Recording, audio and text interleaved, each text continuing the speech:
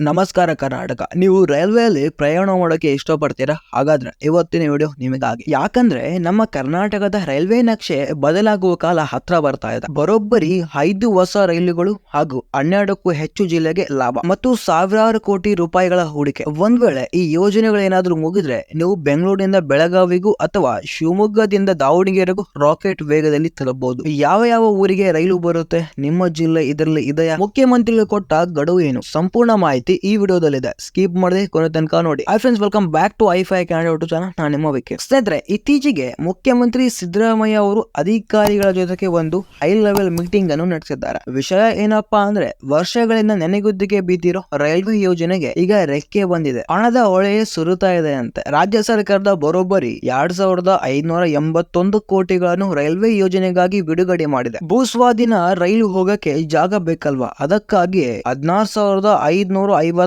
ಎಕರೆ ಭೂಮಿಯನ್ನು ಗುರುತಿಸಲಾಗಿದೆ. ಇದರಲ್ಲಿ 84ರಷ್ಟು ಕೆಲಸ ಆಲ್ರೆಡಿ ಮುಗಿದಿದೆ. ಅಂದ್ರೆ ಕೆಲಸ ಶುರುವಾಗಕ್ಕೆ ಇನ್ನು ಕೆಲವೇ ದಿನಗಳು ಬಾಕಿ ಇದೆ ಅಂತ ಅರ್ಥ ಆಯ್ತು. ಹಾಗಾದ್ರೆ ಯಾವ ಯಾವ ಯೋಜನೆಗಳು, ಯಾವ ಜಿಲ್ಲೆಗಳು ಅಂತ ನೋಡ್ಕೊಂಡ್ ಬರೋಣ ಬನ್ನಿ. ಮೊದಲಿದಾಗಿನೇ ಬರೋದು ತುಮಕೂರು ದಾವಣಗೆರೆ 202 ಕಿಲೋಮೀಟರ್. ಇದು ಮಧ್ಯ ಕರ್ನಾಟಕದ ಲೈಫ್ ಲೈನ್. ಸಿರಾ, ಹಿರಿಯೂರು, ಐಮಂಗಲ ಮೂಲಕ ಹೋಗುತ್ತೆ. ಚಿತ್ರದುರ್ಗ ಜನರಿಗೆ ಇದು ದೊಡ್ಡ ವರದಾನ ಅಂತಾನೆ ಹೇಳ್ತೀನಿ. ಇದು ಬೆಂಗಳೂರಿಂದ ಉತ್ತರ ಕರ್ನಾಟಕ ಹೋಗುವವರೆಗೆ ಸಮಯ ತುಂಬಾನೇ ಉಳಿತಾಯ ಆಗುತ್ತೆ ಈ ಯೋಜನೆಯಿಂದ. ನಂಬರ್ 2, ಧಾರವಾಡ ಬೆಳಗಾವಿ. ಇದರ ಉದ್ದ 79 ಕಿಲೋಮೀಟರ್. ಈಗ ನೀವು ಧಾರವಾಡದಿಂದ ಬೆಳಗಾವಿಗೆ ಹೋಗಬೇಕಾದ್ರೆ ಸುತ್ತ ಬಳಸಿ ಹೋಗ್ಬೇಕು. ಆದ್ರೆ ಈ ಕಿತ್ತೂರು ಮಾರ್ಗದ ಹೊಸ ರೈಲು ಬಂದ್ರೆ ಕೇವಲ 1 ಗಂಟೆಯಲ್ಲಿ ನೀವು ಬೆಳಗಾವಿಯಲ್ಲಿ ಇರ್ತೀರಾ. ಇನ್ನು ವ್ಯಾಪಾರಸ್ಥರಿಗೆ ಇದಕ್ಕಿಂತ ಖುಷಿ ಬೇರೇನಿಲ್ಲ. ನಂಬರ್ 3, ಕುಡಚಿ ಬಾಗಲಕೋಟೆ. ಇದು 162 ಕಿಲೋಮೀಟರ್ ಮಾರ್ಗ. ಉತ್ತರ ಕರ್ನಾಟಕದ ಸಕ್ಕರೆ ನಾಡಿನ ಜನರಿಗೆ ಗುಡ್ ನ್ಯೂಸ್. ಮುದ್ದೋಳು, ಜಮಖಂಡಿ, ರಬಕವಿ, ತೇರದಾಳ ಭಾಗದ ಜನರಿಗೆ ಮೊದಲ ಬಾರಿಗೆ ರೈಲ್ವೆ ಸಂಪರ್ಕ ಸಿಗುವ ಸಾಧ್ಯತೆ ಇದಾಗಿರುತ್ತೆ. ನಂಬರ್ 4, ಶಿವಮೊಗ್ಗ ರಾಣೆಬೆನ್ನೂರು. ಇದರ ರೈಲ್ವೆ ಮಾರ್ಗ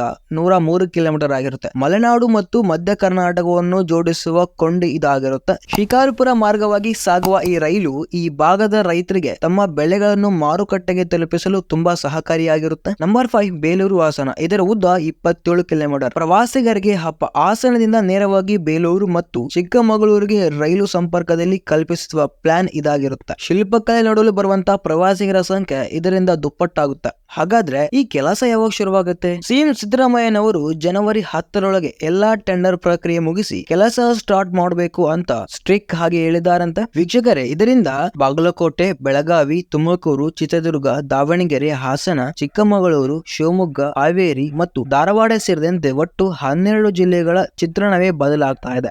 ಹಳ್ಳಿಗಳಿಗೂ ರೈಲು ಹೋಗ್ತಾ ಇದೆ. ನೋಡಿದ್ರಲ್ಲ ಫ್ರೆಂಡ್ಸ್, ಕರ್ನಾಟಕದ ರೈಲ್ವೆ ಇತಿಹಾಸದಲ್ಲಿ ಇದೊಂದು ದೊಡ್ಡ ಮೈಲಿಗಲ್ಲು. ನಿಮ್ಮ ಊರಿಗೆ ರೈಲು ಬರ್ತಾ ಇದೆಯಾ? ಈ 5 ಯೋಜನೆಗಳಲ್ಲಿ ನಿಮಗೆ ಯಾವ ಯೋಜನೆ ಅತಿ ಹೆಚ್ಚು ಖುಷಿ ಕೊಟ್ಟಿದೆ ಅನ್ನೋದನ್ನು ವಿಡಿಯೋ ಇಷ್ಟ ಆದ್ರೆ ಲೈಕ್ ಮಾಡಿ, ನಿಮ್ಮ ಫ್ರೆಂಡ್ಸ್ಗೆ ವಿಡಿಯೋನ ಶೇರ್ ಮಾಡಿ. ಇಂತಹ ಇಂಟ್ರೆಸ್ಟಿಂಗ್ ಅಪ್ಡೇಟ್ಗಾಗಿ ನಮ್ಮ ಐ5 ಕನ್ನಡ ಚಾನಲ್ ಸಬ್ಸ್ಕ್ರೈಬ್ ಮಾಡ್ಕೊಳ್ಳಿ. ಮತ್ತೊಂದು ಇಂಟ್ರೆಸ್ಟಿಂಗ್ ವಿಡಿಯೋ ಜೊತೆ ಸಿಗ್ತೀನಿ ಮುಂದಿನ ವಿಡಿಯೋದಲ್ಲಿ.